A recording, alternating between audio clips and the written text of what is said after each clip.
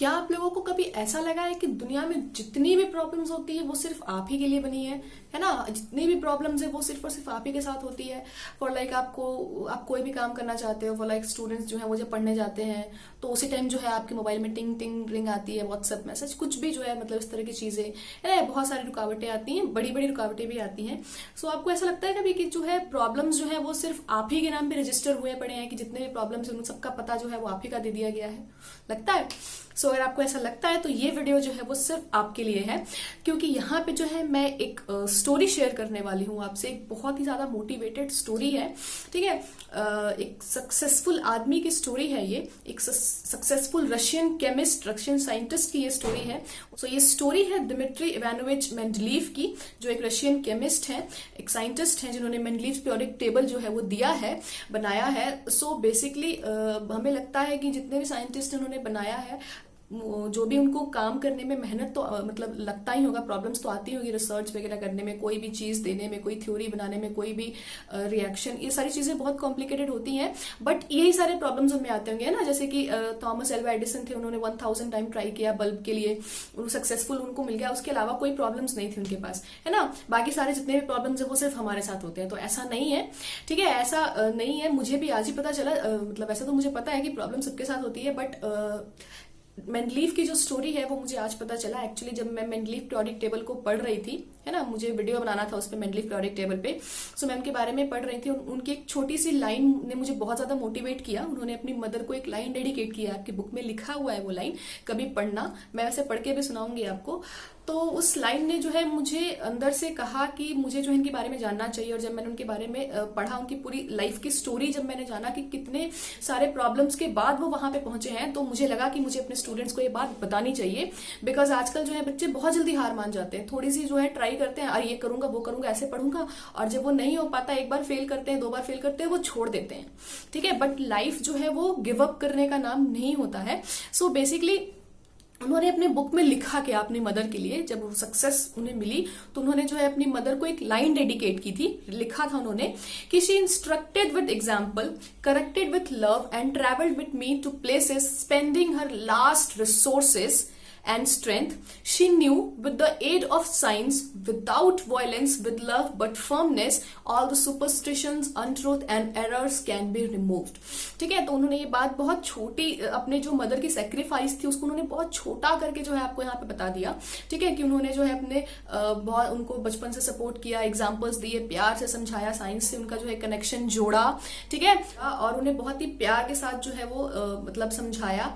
And उन्होंने अपने last resources तक, मतलब आखिरी जो उनकी चीजें थी, मतलब जो भी पैसा, एनीथिंग, लाइफ का आखिरी मोमेंट पे जो है उन्होंने मेंडलीव के लिए जो है वो सेक्रीफाइस किया। क्यों किया? बिकॉज वो जानती थी कि साइंस एक ऐसा जरिया है, ठीक है, वो इलाज है, साइंस बहुत सारी बीमारियों का इलाज है जो वर्ल्ड में हो रहा है। अब तो बहुत कुछ ठीक भी हो गया है साइंस की हेल्प से। 250 साल पहले की अगर बात की जाए, क्योंकि ये स्टोरी 250 साल पुरानी है, सो 250 साल पहले जो है सुपरस्टिशंस, अंधविश्वास जो है, जो गलतियां हैं, मतलब जो असत्य चीजें हैं, अनट्रुथ है, या फिर जो एरर्स वगैरह हैं, वो बहुत ज्यादा मात्रा में थी। साइंस की हेल्प से उन्हें बहुत ज्यादा कम किया गया है, विदाउट वायलेंस, विथ लव, है ना। तो यही बात उनकी मदर ने उनसे कहा था, ठीक है, कि वो जानती थी साइंस एक ऐसा जरिया है जिससे सारी चीजें ठीक हो सकती हैं, दुनिया की हर चीज को ठीक किया जा सकता है with the help of science. इसीलिए उनकी मदर चाहती थी कि वो एक बहुत ही अच्छे केमिस्ट या साइंटिस्ट बने। सो ये स्टोरी इतनी आसान नहीं थी कि उनकी मदर ने चाहा और उन्होंने जो है उनको इंस्पायर किया, बनो, ठीक है। It was a very difficult life, ठीक है, उन्होंने जो जिया। सो बेसिकली स्टार्ट करते हैं उनकी स्टोरी। तो मेंडलीव जो थे वो 17 भाई बहन थे, 17 siblings, my God. So basically 17 भाई बहन का जो खर्चा चलाना होता है वो एक बहुत बड़ा चैलेंज होता है पेरेंट्स के लिए, है ना। तो उनके फादर पे एक बहुत बड़ा बर्डन था, बहुत बोझ था ऑलरेडी 17 बच्चों का, कि किस तरह से उन्हें जो है वो पाल पोस के बड़ा किया जाए। मेंडलीव सबसे छोटे थे। एंड उसी में क्या हुआ कि उनके फादर की तबीयत खराब हो गई, उनकी आंखें खराब हो गई, ठीक है, और अंधे हो गए वो। एंड उसके 1 साल बाद जो है वो मर गए, उनकी डेथ हो गई अनफॉर्चुनेटली। और उसके बाद जो है उनकी फैमिली और वीक हो गई। अब जो सारा का सारा बर्डन है वो अकेला उनकी मदर पे आ गया। बट उनकी मदर जो थी उन्होंने हार नहीं मानी। ऐसा नहीं था कि वो टूट गई, उन्होंने अपनी फैमिली को बिखेर दिया। No, she was a very strong lady, ठीक है, लाइक ऑल मदर्स। सबकी मदर्स बहुत ज्यादा स्ट्रांग होती हैं, और उसका अंदाजा आपको तब होगा जब आप पर कोई मुसीबत आएगी। लिख के ले लो, जब आप पर मुसीबत आएगी तब आपकी मदर जो है वो दिखाएंगी कि वो कितनी ज्यादा स्ट्रांग है। ठीक है, सो उन्होंने क्या किया कि उन्होंने बहुत ज्यादा मुश्किल से जो है जैसे तैसे करके एक ग्लास फैक्ट्री स्टैब्लिश की, जिससे उनके बच्चों का गुजर हो पाए। वो सारे बच्चे उसी में काम करना उन्होंने स्टार्ट वगैरह किया। ठीक है, बट उनकी जो किस्मत थी वो थोड़ी सी, और उनका जो है वो इम्तिहान ले रही थी, उनकी परीक्षा ले रही थी, और इस बीच क्या हुआ कि उनका ग्लास फैक्ट्री में जो है आग लग गया। 1 साल के अंदर, 1 डेढ़ साल के अंदर जो है ग्लास फैक्ट्री में आग लग गया। वो लोग फिर से बर्बाद हो गए। बाकी बच्चे इतने बड़े थे कि उन्होंने अपने आप को स्टैब्लिश कर लिया। ठीक है, मेंडलीव छोटे थे। अब उनकी मदर ने क्या किया, उनकी मदर वहां पे टूटी नहीं, हारी नहीं, रुकी नहीं। व्हाट शी डिड, उनके पास जो भी था उन्होंने लिखा है, she spend her last resources and moved place to place for me. ठीक है, तो उन्होंने जो कुछ भी उनके पास बचा हुआ था, पैसे वगैरह, गहने, एनीथिंग, उन्होंने उसे सब समेटा। ठीक है, और मेंडलीव के साथ जो है वो 2000 किलोमीटर ट्रेवल किया उन्होंने। ठंड में, इतनी ठंड में उन्होंने 2000 किलोमीटर ट्रेवल किया मेंडलीव के साथ, और वो मॉस्को गई। वहां पे जो है उन्होंने उनका एडमिशन करवाना चाहा एक यूनिवर्सिटी में, बट उस यूनिवर्सिटी से जो है मेंडलीव को रिजेक्शन मिल गया, बिकॉज उनके पास कोई भी सर्टिफिकेट्स नहीं थे जो ये प्रूफ करते थे कि वो उनकी जो स्कूलिंग, जो भी एकेडमिक्स हैं, उनके पास कोई प्रूफ नहीं था, जिसकी वजह से जो है वहां पे उन्होंने बहुत रिक्वेस्ट किया, बट उनको वहां पे एडमिशन नहीं मिला। वो उसके बाद भी नहीं टूटी, ना टूटी, ना रुकी, ना झुकी, और वो वहां से फिर आगे गई। ठीक है, 700 किलोमीटर अगेन उन्होंने ट्रेवल किया, और उसके बाद वो आई सेंट पीटर्सबर्ग यूनिवर्सिटी। वहां पे जो है उनके फादर ऑलरेडी जो है वो प्रोफेसर भी रह चुके थे। सो उन्होंने वहां पे बहुत ज्यादा रिक्वेस्ट किया, वहां भी उन्हें रिजेक्शन मिला, बट वो एकदम पीछे पड़ गई। जो भी वहां के जो हेड ऑफ डिपार्टमेंट होंगे उस टाइम पे, मतलब उसके पीछे पड़ गई कि नहीं, बस आपको मेरे बेटे को लेना होगा तो लेना होगा। और मतलब उसके बाद जो है मदर इज मदर, है ना, माँ के आगे सबको झुकना पड़ता है। तो फाइनली जो है उन्होंने उनका एडमिशन जो है वहां पे ले लिया, और अभी उनका एडमिशन वहां हुआ था, उसके 1-2 साल के बाद ही जो है, उसके अंदर ही जो है शायद उनकी मदर की भी डेथ हो गई। ठीक है, बट उन्होंने जो है उस चीज को, अपनी मदर का जो सेक्रीफाइस है उसे वेस्ट नहीं जाने दिया। ठीक है, उन्होंने जो है प्रूफ करके दिखाया। मेंडलीव पीरियोडिक टेबल उन्होंने बनाया। वो पीरियोडिक टेबल जो है एक बेस है, नींव है मॉडर्न पीरियोडिक टेबल की। अगर मेंडलीव ने मेंडलीव पीरियोडिक टेबल नहीं बनाया होता, ठीक है, इतनी मेहनत नहीं की होती, तो शायद मॉडर्न पीरियोडिक टेबल जैसा है आज नहीं हो पाया होता। और उसकी हेल्प से, मॉडर्न पीरियोडिक टेबल की हेल्प से बहुत सारे जो है साइंस में, स्पेशली केमिस्ट्री में, इतनी जो इंप्रूवमेंट्स हुई हैं, जो सक्सेस मिला है, जो नई नई चीजें हुई हैं, इन्वेंट हुई हैं, डेवलप हुई है, डिस्कवर हुई है, शायद वो नहीं हो पाती। तो जो भी केमिस्ट्री में जो भी आप सक्सेस आज देख रहे हैं, केमिस्ट्री की जो भी यूजेस आप देख रहे हैं, उसमें बहुत बड़ा हाथ जो है वो मेंडलीव का है। सो जस्ट इमेजिन कि अगर उनकी मदर जो है उनके हस्बैंड के डेथ के बाद टूट गई होती, या ग्लास फैक्ट्री में जब आग लगी तब टूट गई होती, या वो फर्स्ट यूनिवर्सिटी गई, वहां रिजेक्शन मिली, वो तब टूट गई होती, और उन्होंने छोड़ दिया होता, हार मान ली होती। ठीक है, तो क्या आज मेंडलीव जो है वो बने होते? क्या उनका नाम कोई जान पाता? नहीं जान पाता। So every success needs sacrifice. समझ में आ रही है बात? इवन मुझे भी जो है, आई डोंट नो कि मेरा चैनल आगे सक्सेस करेगा या नहीं करेगा, विश करे, ठीक है, but now I am facing a lot of problems.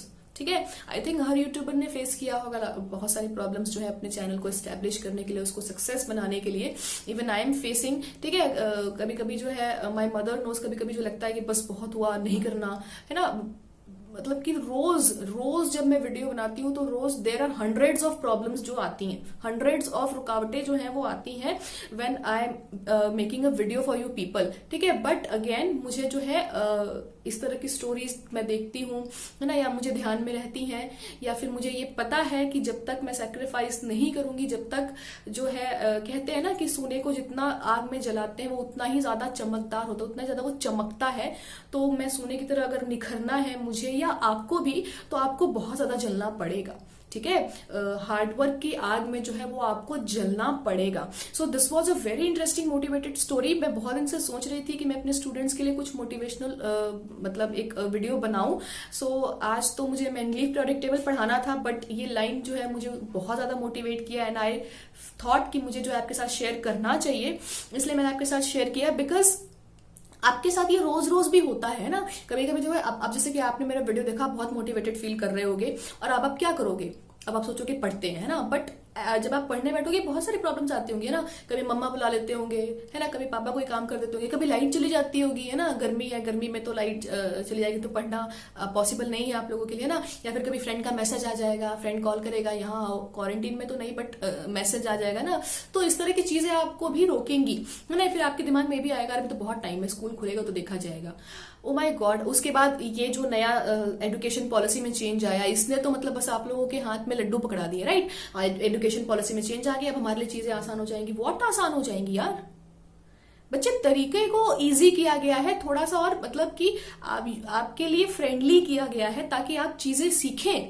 लेकिन जो आप सीखेंगे आप उसी के दम पे, वही आपका टैलेंट होगा। टैलेंट चाहिए to earn money, you need talent, ठीक है ना। ऐसा नहीं होगा कि जो है एजुकेशन पॉलिसी में चेंज आया, एजुकेशन पॉलिसी में जो चेंज आया उसने कभी ये कहा है कि इंटर करने के बाद जो है आपके हाथ में एक जो है नौकरी का जो है अपॉइंटमेंट लेटर थमा दिया जाएगा, ये लो नौकरी करो, नहीं ना।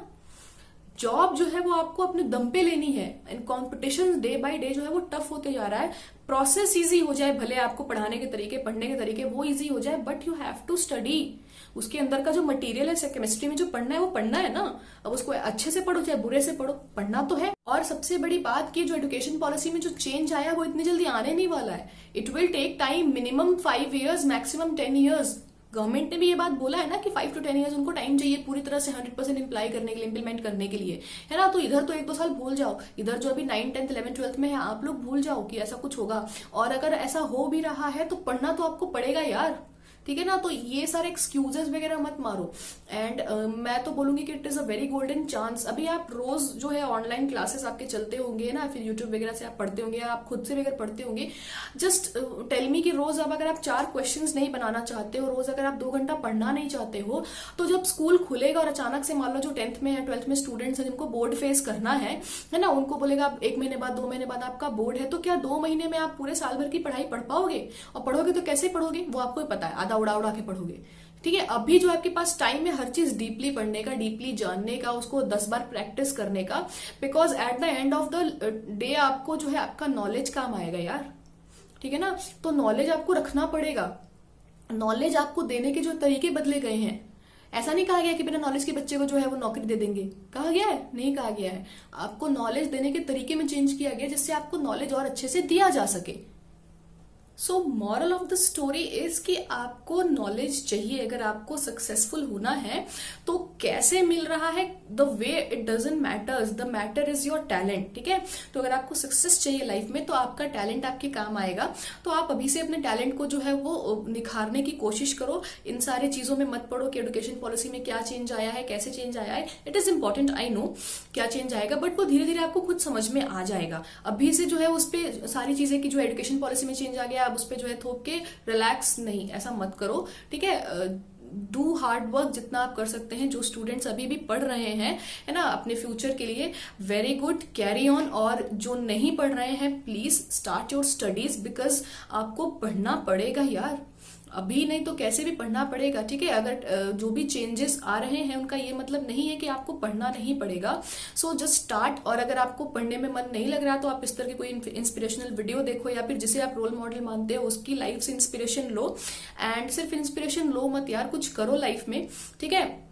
सक्सेस बनो, है ना, ताकि कल को फ्यूचर जनरेशन जो है वो आपकी लाइफ से इंस्पिरेशन ले। कब तक दूसरों की लाइफ से आप इंस्पिरेशन लेते रहोगे? कुछ ऐसा करो कि दुनिया आपसे इंस्पिरेशन ले, ना, आपको देख के आपकी स्टोरी सुन के मोटिवेटेड फील करे। डू समथिंग लाइक दैट, ठीक है। तो कोशिश आज से शुरू कर दीजिए आप लोग। All the best. पेरेंट्स तो हमेशा होते ही हैं सपोर्ट करने के लिए। एंड येस, अगर आपको लगता है आपके पास भी ऐसी कोई इंटरेस्टिंग स्टोरी है, आपकी तो होगी ही होगी, आई नो सबके पेरेंट्स होते हैं। इवन मेरी मदर जो है उन्होंने भी बहुत ज्यादा मेरे लिए जो है वो किया है, सेक्रीफाइस किया है ना, सबके पेरेंट्स करते हैं। तो अगर आपको ऐसा आपके साथ पास ऐसी कोई स्टोरी है अपनी या किसी की भी, तो आप मुझसे शेयर भी कीजिए, ठीक है। मैं हो सके तो उस पर भी कोई वीडियो बनाऊंगी, आपने जो भी स्टोरी आप मेरे साथ शेयर करेंगे। एंड अगर आपको मेरा वीडियो पसंद आया तो please like, share and subscribe. Mothers के नाम पे तो एक लाइक बनती है। So thank you and have a nice day.